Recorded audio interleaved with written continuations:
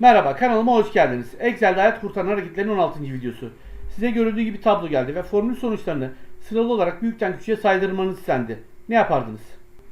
Normalde yapacağımız işlem şuradaki adet kısmını seçip veriden Z'den A'ya yapıp burayı büyükten küçüğe sıralamak olurdu.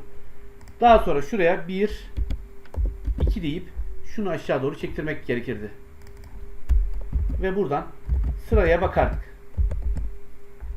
Geri alıyorum. Bu durumda yapacağımız işlem Shift eşittir renk formülünü kullanmak olacak. Şurasını seçiyorum. Noktalı virgül. Yine sütunu seçiyorum. Parantezi kapatıyorum. Enter. İşte bu kadar. Gelecek videoda görüşmek üzere.